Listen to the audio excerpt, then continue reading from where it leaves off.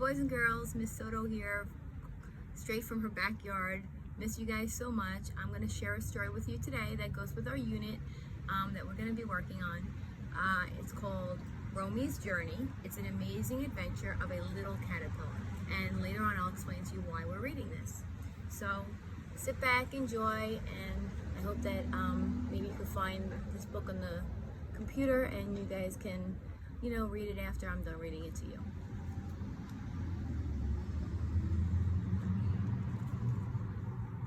Romie wished to see the world, have a journey in this world. He was not a settled sort, Romie, that Jerome for short. Very early Monday morning, he woke up and went exploring. Romie's plan to catch a flight, every leaf is like a kite. He chewed off the biggest leaf, wee, he flew off the cliff. He was traveling so fast, but the journey did not last. Hungry Romie took a bite. Oops, guess what? He ate his kite. Tumbled down from the sky, caterpillars cannot fly. Romie crashed in someone's yard, though his landing wasn't hard. Scrapes and bumps won't make him cry. Boy, he wished he could fly. Now the kite was gone. Romie had to wait till dawn. He had a little bit to eat and continued on his feet. It's a lot of work to walk on the grass, the dirt, the rock. To keep the pace and stay on track, Romie often had a snack. I wonder what his snack was. Tuesday in the afternoon, Romie found a tasty prune. It took time to finish one, but by Wednesday, he was done. Thursday at the crack of dawn, last night's rain was almost gone. Not afraid of a little rain, Romie was on the road again. Life was great, in other words, though he had to watch for birds. And I just heard the birds chirping behind me. Maybe they're listening. At least maybe I have some audience. Friday was bright, hot and still. Everything was great until sometime later in the day, Romie spotted a freeway. That's highway in our state. Let's see what happens. What he saw gave him a fright, not a speck of green in sight. How can I get, he cried, over to the other side, when as far as I can see lies this gray and lifeless sea? Romie felt he had to sit, stretch his legs, and rest a bit. Oh, I feel so tired now. Did I break my leg somehow? If I step on it at all, I will likely take a fall. So I'd rather make a cast, help my leg get better fast. I wonder what kind of cast he's gonna make. Let's see. Romie climbed on a treetop, wrapped his leg, but could not stop. Wrapped all legs, arms, chest, head, so he was covered head to toe. And exhausted, he at last fell asleep in his cast. I bet you guys can guess what his cast was. Take a guess. Sunday, Monday, Tuesday passed. Not a sound came from the cast. Wednesday, Thursday, Friday gone. Not a move from dusk till dawn.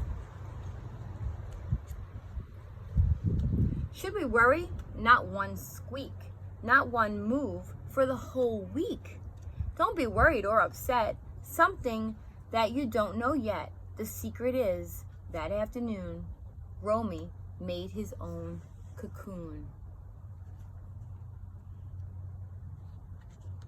What is a cocoon, you ask? It's like a full-body cask, or it's maybe like a shell, small and hard and close up well. But it's not a simple place. It's more like a magic space. You will see it very soon, how magic works in a cocoon.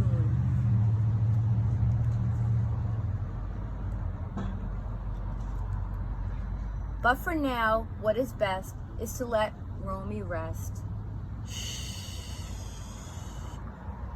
We'll wait to see the start of the truly magic part.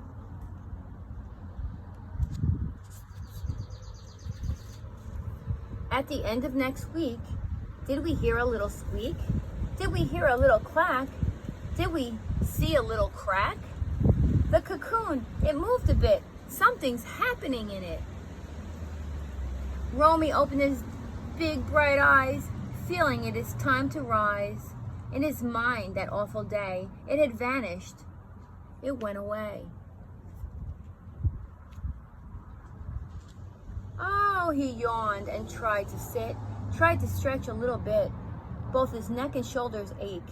He was sore and half awake. Romie thought, I must break free. This is way too tight for me. You can guess, as time has passed, he's outgrown his tiny cast. Wonder what's gonna happen. Take a guess. Oops, not his cast. Cocoon, we say. That would be the proper way. We had discussed this in the past. It is a cocoon, not a cast. That's the scientific word that we're going to be learning this week. Romie pushed and kicked the shell. This would surely break the spell. Made a crack in his cocoon. What is next, you'll see. And soon, stronger push and harder knock. Clack, crumb, squeak, boom, bam, tock, tock. Big enough, the crack now feels. What is that? Sunlight reveals. That's a cape, or a backpack? What's that thing upon his back? Ah, that's not a thing, but rather things. Wow, those are his own 2 wings. So what happened, boys and girls? Romie looked at the freeway. That was so big, sad, and gray. Flapped his wings, the scary sight. Shrank away and lost its might. From above it looked so small. Was not frightened at all. But above he saw at last a world that's beautiful and vast. So Romie is no longer a caterpillar. He has turned into a beautiful, beautiful butterfly. All the world is now his home. A butterfly who's named Jerome. Took a deep breath and yelled below for the whole wide world to know. It is magic, I can fly. I am not a butterfly. I am now a butterfly, sorry. Take a good look at that butterfly. It's beautiful. I wish I could find some right now when I'm outside. If you ever face a day when you stare at endless gray, keep your chin up, don't feel down. Soon bad times will turn around. If you're frightened of the dark, monsters, ghosts, dogs in a park, don't be scared. Make instead a cocoon in your own bed. Close your eyes and fall asleep to see your own true magic leap. If you don't think of scary things, then like Jerome, you'll grow your wings. And boys and girls, that is the end of the story. So I hope you enjoyed taking a journey with Miss Soto and Romie. This week we're going to be working on the caterpillar to butterfly kit. We're going to be monitoring the progress of our caterpillars and watching them metamorphically turn into beautiful butterflies. So I hope you stay tuned for that. And tonight, boys and girls, when you guys tuck yourselves into bed, I'd like you to wrap yourself in your blanket like a cocoon and think of the caterpillar turning into a beautiful butterfly. Bye, boys and girls. I surely miss you. Can't wait to